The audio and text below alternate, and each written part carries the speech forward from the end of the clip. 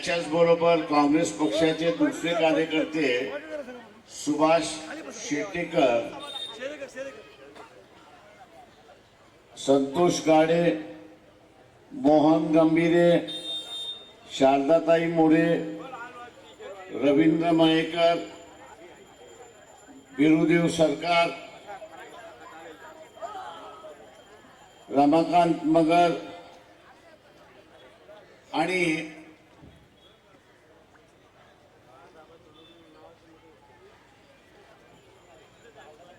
जे उमेदवार आहेत त्या उमेदवारांची असताना नावं या ठिकाणी वाचतोय। वॉर्ड नंबर 121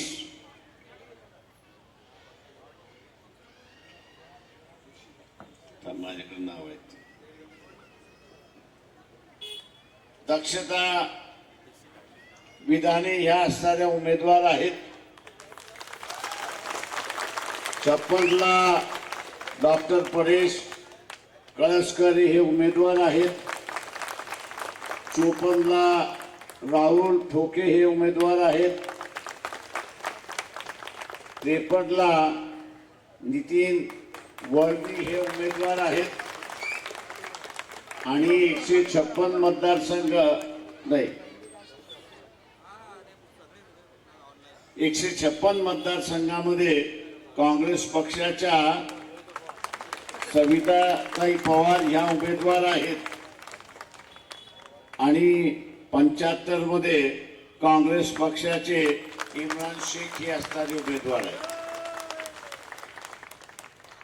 आवाज कुणाचा?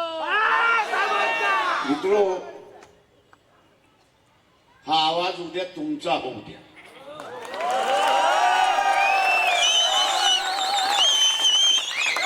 तुमचा आवाज हा मतातून झाला पाहिजे। तो मतातून झाला तर आपल्या ह्या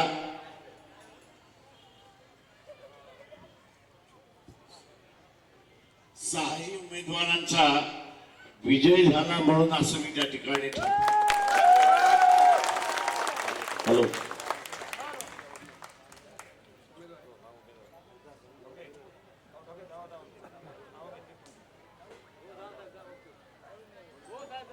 नरेंद्र मोदी हे या देशावरचं फार मोठं संकट आहे एवढं लक्षात घ्या।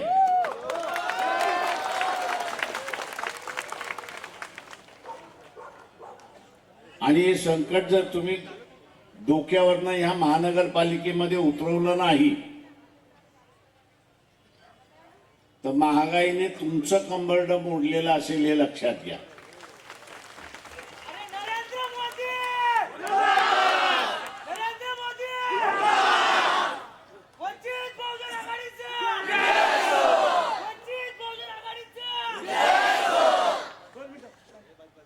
झालं का?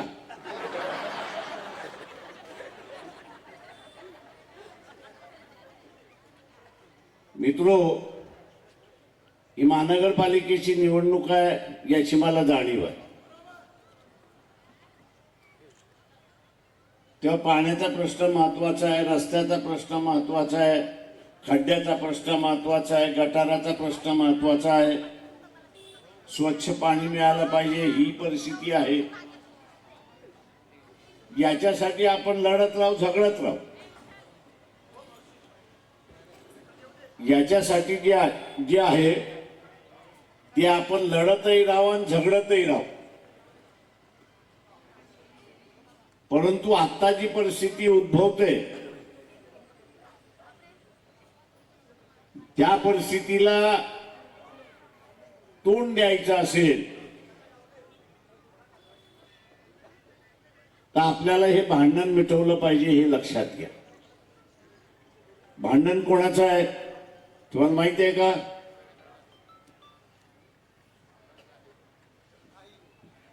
नाही माहिती, कारण आपल्याला देवांचं भांडण माहिती, धर्माचं भांडण माहिती, पण जे भांडण खरं चाललंय त्याची आपल्याला जाणीव सुद्धा नाही। हे भांडण आहे ट्रम्पचं आणि नरेंद्र मोदीचं। एक म्हणतो मी विश्वगुरु आहेच आणि दुसरा म्हणतोय मी होणारा विश्वगुरु आहे.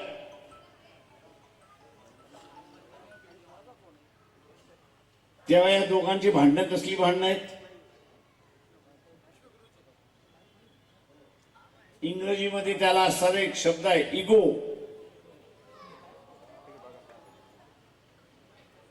म्हणजे एक खाली बसायच्या. हा,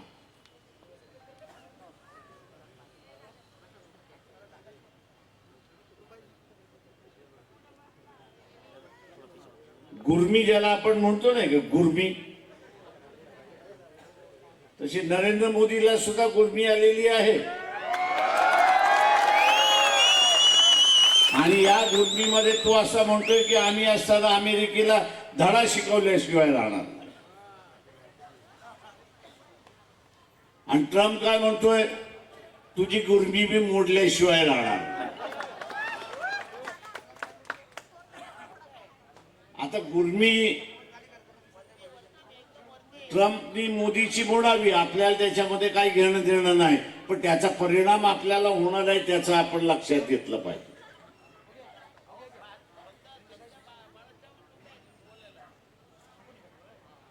इथे वर्तमानपत्र देवाशिवाय चर्चा करत नाही, टीव्ही वाले मुसलमानाशिवाय चर्चा करत नाही. उद्याचा असणारा संकट याच्याबद्दल बोलतच नाही.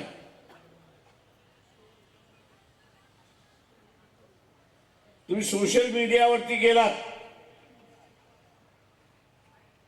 एक महिन्याभरापूर्वी या देशातल्या असणारे आर्मीचे जे प्रमुख आहेत, त्या आर्मीच्या प्रमुखाने असं विधान केलं की येत्या नजीकच्याच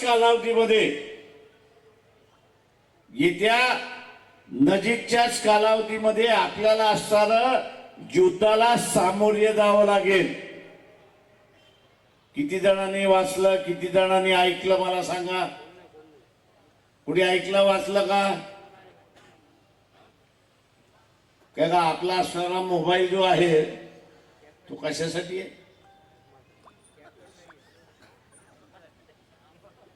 कशासाठी आहे?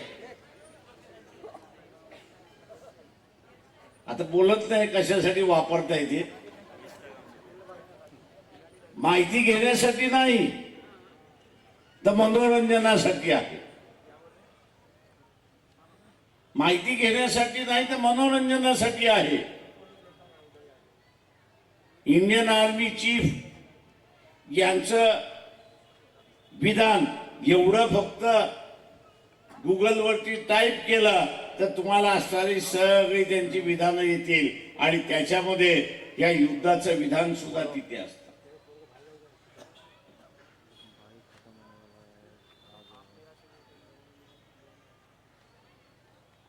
आता हे युद्ध होतंय कशासाठी?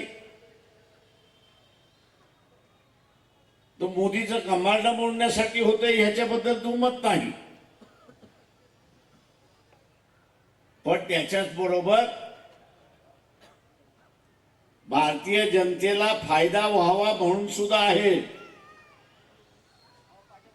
अमेरिका असं म्हणतंय, तुम्ही रशियाचं जे तेल विकताय, कच्चं तेल विकताय, त्याच्यातून जो नफा होतोय तो नफा कोणाच्या खिशामध्ये चाललाय? तुम्हाला माहिती आहे का कोणाच्या खिशामध्ये चाललाय? रिलायन्स आहे, बरोबर. किती? अदानीचं नाही चाललंय, रिलायन्सचं चाललंय, ते बरोबर आहे. उगीच कुठलं तरी नाव घेत बसू नका. रिलायन्सला दरवर्षी किती चाललंय माहितीये? 40,000 कोटी, बरोबर आहे. म्हणजे एकटा रिलायन्स भारताच्या नावाने तेल येतंय. मोदीने रिलायन्सला विकायला सांगितलंय, त्याचा नफा 40,000 कोटीचा आहे. आणि हा नफा कोणाच्या तिजोरीत जातो? कोणाच्या तिजोरीत जातो? तो अंबानीच्या तिजोरीत जातोय. अमेरिकेची जनता म्हणते ते भारतीय तिजोरीत का जात नाही? भारतीय तिजोरीत गेला असता तर आज पेट्रोलचा भाव जो 100 आहे तो 50 वरती आला असता, डिझेलचा भाव अर्धा आला असता आणि महागाई ही अर्ध्याने कमी आली असती. हे लक्षात घ्या. फायदा कोणाचा आहे? अरे गाढवानो, आपला फायदा ना पेट्रोल कमी झालं तर.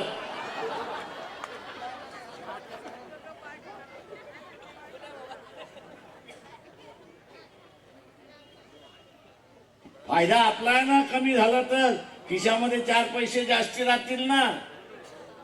एक पावशेर अजून आणता येईल ना.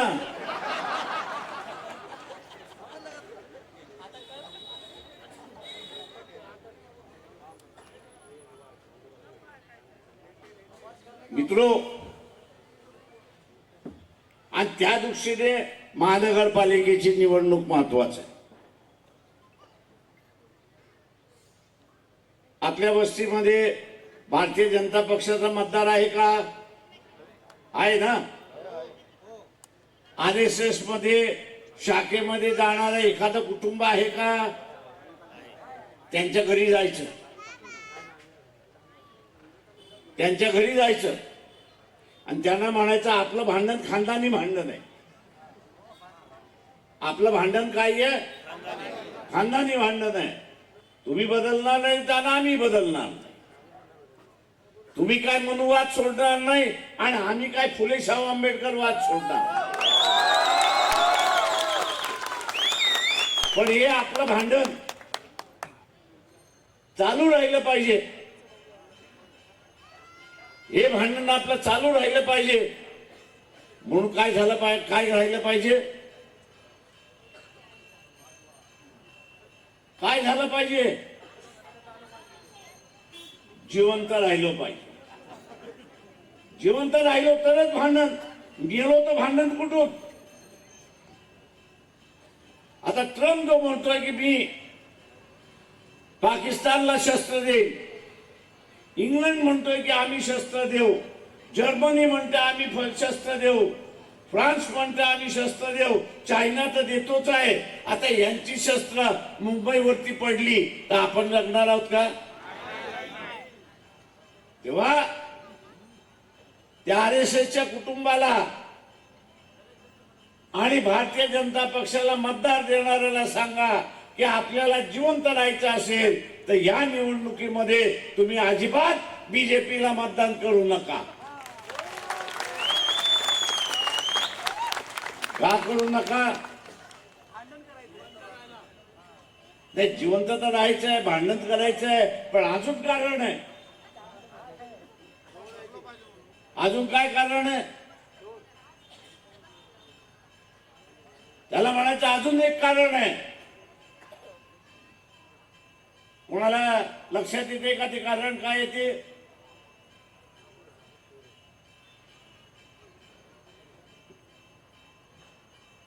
लक्षात येते का?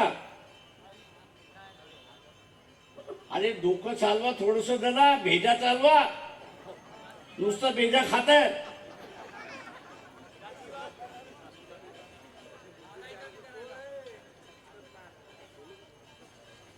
उद्या समजा तुमचं म्हणणं त्या संघवाल्यांनी ऐकलं आणि भारतीय जनता पक्षाला मतदान देणाऱ्यांनी ऐकलं तर काय होणार? काय होणार? काय होणार? मोदीचा कमळ मोडलेला असेल. उमेदवारासाठी इकडनं मी सगळ्यांसाठी हात, यासाठी मी आपल्या सगळ्यांचे साथ हवी आहे. मी पवईच्या विकासासाठी मला एक संधी द्या. आजपर्यंत आपण सर्वांनी बाहेरच्या प्रतिनिधी करण्यासाठी सर्वांना संधी दिली आहे, तर आज मला बी विकासाची त्यांनी मला सगळ्यांनी एक संधी द्यावी असं मी सांगतेय. आपल्या इथे काही नगरसेवक येऊन सर्वांनी आपल्या पवईचा बकास करून ठेवलेला आहे आणि लुटून न्यायचा प्रयत्न केला आहे. त्यामुळे मी या स्थानिक विभागातील समस्याची जाण आहे. त्यामुळे तुम्ही मला एक संधी द्यावी ही नक्कीच मी पवईचा विकास करेन. एवढेच बोलते, थांबते. जय भीम, जय जवाहर, जय महाराष्ट्र, जय शिवराय. आजचा कार्यक्रम आमची हा विजयाची पहिली नांदी आहे. आज आम्ही जाहीर प्रचार आमचा सुरू झाला. स्वर्गीय बाळासाहेब आंबेडकर आज इथे आलेले आहेत आणि ही जी पूर्ण जनता तुम्हाला दिसते आहे या प्रत्येकाचे हे कमीत कमी 2000 लोक आमच्या इथे आहेत. त्यांच्या जर आम्ही 3 पळा जर आम्ही केलं तर आम्ही कमीत कमी इथे 8 ते 9000 मतदान आम्ही इथे घेतोय. 14000 मतदान 15000 मतदान इथे पडणार आहे आणि कमीत कमी आम्ही इथे त्या 14000 मधले 60% मतदान तरी आम्ही इथे घेऊन विजय आमचा निश्चित आम्ही करणार आहोत. आणि या महानगरपालिकेमध्ये वंचित बहुजन आघाडी आणि काँग्रेसचा झेंडा आम्ही यावेळेस मी फडकवणार. यावेळेस सर्वांना जय भीम. आजच्या सभा बघून मला असं कळतंय की आजच आम्ही विजयी आहे. कारण की आज जेवढे संख्या लोक आंबेडकरवादी इथे जमलेले होते 1000 ते 2000 लोक इथं जमलेले होते. तो आम्हाला या वार्डामधून 1 to 1 वार्डामधून आम्हाला निश्चित झाला की आज आम्ही विजयी आहे. आणि येणाऱ्या काळात आमचे जे मॅडम आहेत विन झाल्यानंतर हे काम करेन आम्हाला पूर्ण इच्छा आहे त्यांच्याकडून.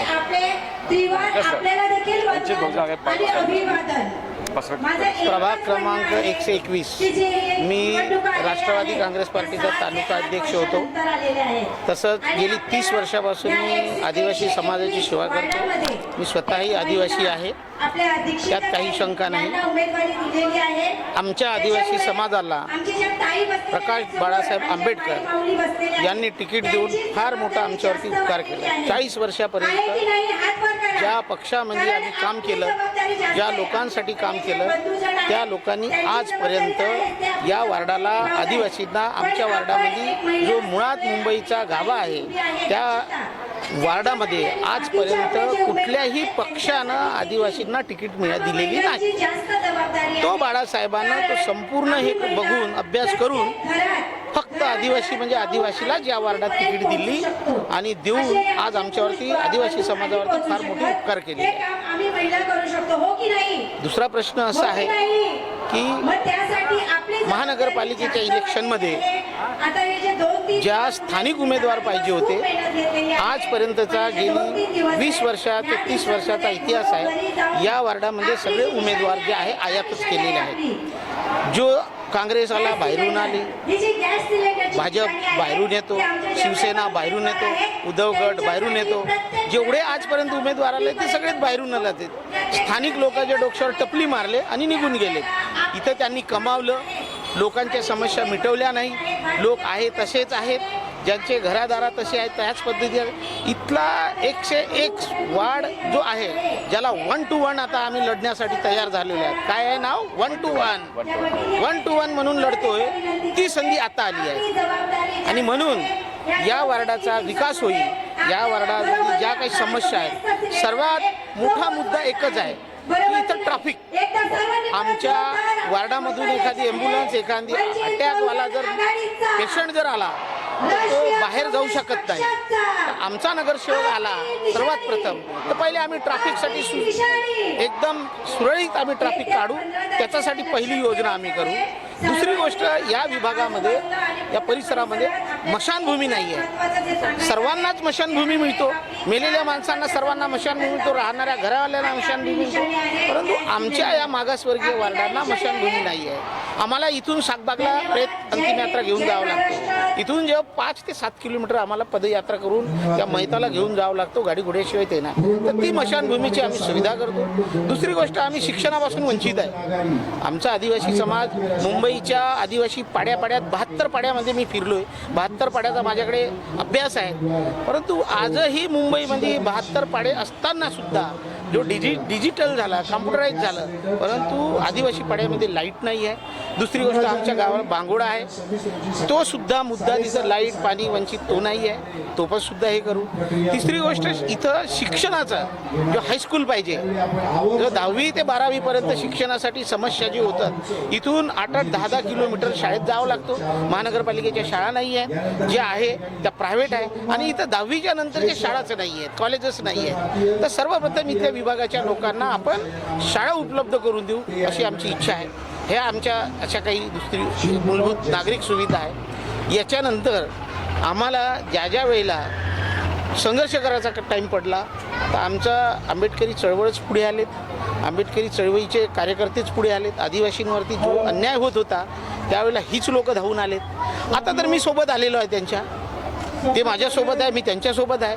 आता आम्ही या लोकांना धडा शिकवल्याशिवाय राहणार नाही. आमची इथली केंद्रशासित जमीन आहे, ज्या पेरूबाग, पासपोली ह्या परिसरामध्ये 2 टेक्निकली कॉलेज आहे, इंडियन इन्स्टिट्यूट ऑफ टेक्नॉलॉजी आणि आता जे पूर्वी निटी होतं आता MMI झालं, IIM झालं, IIM झालं. यांच्या ह्या केंद्र शासनाच्या ज्या जागा आहेत आणि हे काय करतात, इथले जवळपूर 3-3, 4-4 पिढ्यातले इथं लोक राहणारी आहेत, आदिवासी लोक आहेत, इथं जाती समाजाचे आहेत, बौद्धिस्ट लोक आहेत. यांना हे काय म्हणतात की इथून निघा, ही जागा खाली करा, वॅकेंट करा, आम्ही इथं कॉलेज सेंटर बांधतो आणि बाहेर तुम्ही कुर्ला, मानखूर, मीरा रोड अशा ठिकाणी तुम्ही शिफ्टिंग घ्या. परंतु केंद्र सरकारचा GR आहे 2003चा, त्याच केंद्र सरकारच्या सर्क्युलर त्या GR मध्ये असं म्हटलेलं आहे की तुम्ही 810 स्क्वेअर फुटाची त्यांना बिल्टअप द्या, बांधकाम करून द्या.